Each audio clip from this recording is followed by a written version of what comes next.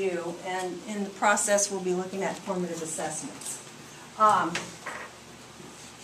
So I have 4 goals today.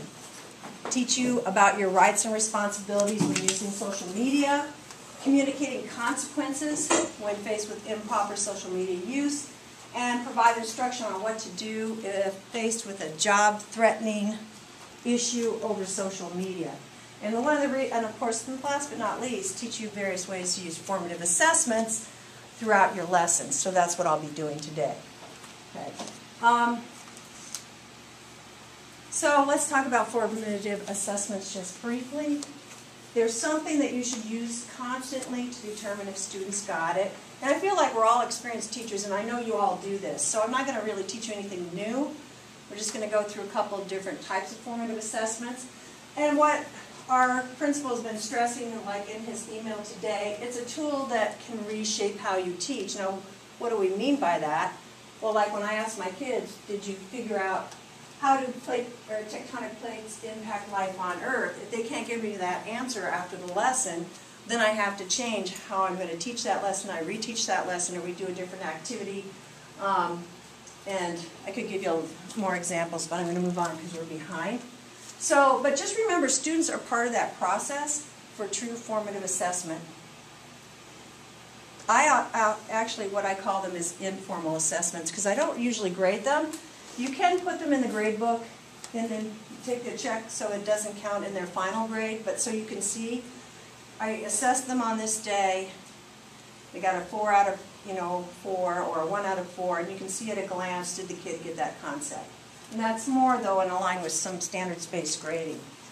But I say it's only formative if it reoccurs as a task in your task, so one learns from it and you're giving them feedback for improvement at the same time. So most of my assessments are not graded, formative assessments, and they are interactive. So let's go to the first type.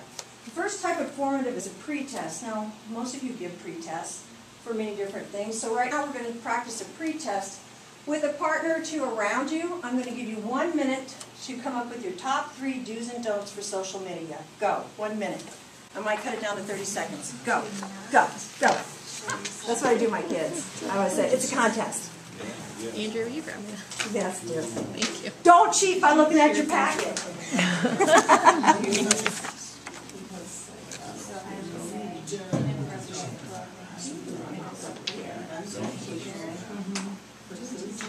3 do's and don'ts with social media.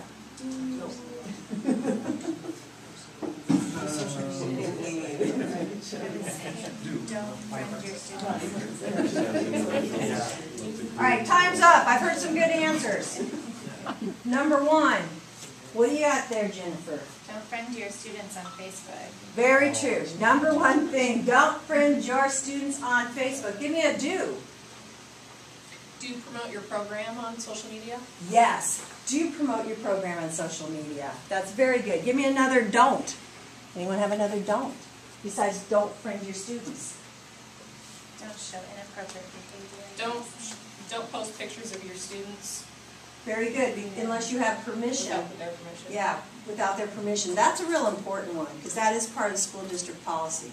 All right, so when I look at these do's and don'ts, but we have a new kind of responsibilities. Now, all of you know what not to post, right? Here's my examples. This is obvious examples. You don't post yourself with alcohol, swearing, inappropriately dressed. But this is my formative assessment number 2, check for understanding. So I'm pretty sure most of you here understand what you shouldn't post. But now I want to know, what are you unsure about posting? Take a minute to think about that. Of course, I'm going to take that minute away from you because we don't have time. But that's what I would have my students do. Think about that. Maybe ask your neighbor, think, pair, share. And then I would ask you to report out. So, does anybody have something in particular you're unsure about what you... Third formative assessment, and one I like to do in my classes a lot, is the walking debate.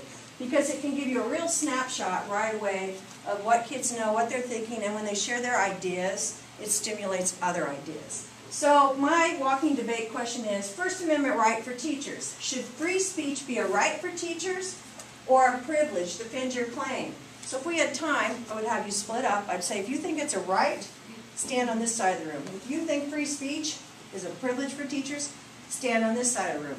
Then I would have one person at a time come up and say, defend their claim. I think it's a right because, and we've done this before, Megan, you know, we do this in history all the time. And if you change someone's mind anytime during the debate, you're supposed to switch sides. Okay?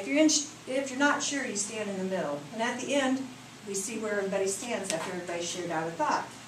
But let's just see a show of hands. How many people think free speech should be a right for teachers? Raise your hand. Raise them high, children.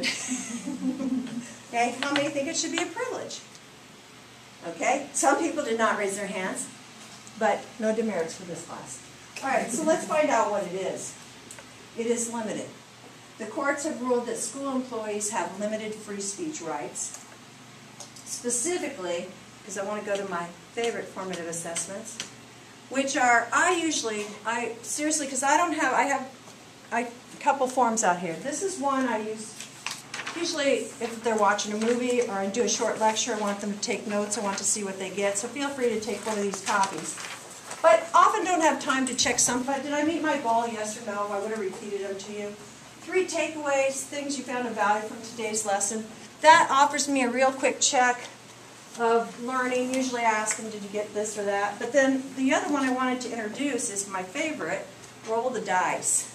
So you see a dice there. So normally I would, and I have virtual dice that I would put up there because you can do 6 at a time. So I would just roll it for the kids. I'll say, you're 1, you're a 2, you're a 3, you're a 4. But let's just have one person volunteer to roll a dice. Just roll the dice. What do you got? All right, 4. Something I already knew today. Well, I think you already knew because you told me at the beginning. Don't friend your friends. Don't friend your students. Right. Okay, that's just another fun way to hear out verbally what did the kids get, what they didn't get.